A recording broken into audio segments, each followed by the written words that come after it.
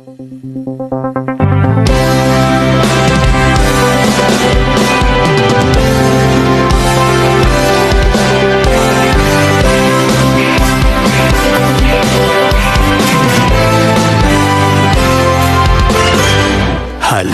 o kapatiran, lagi tayong mag-awitan, nang sa puso'y maingatan, salita niya na katwiran.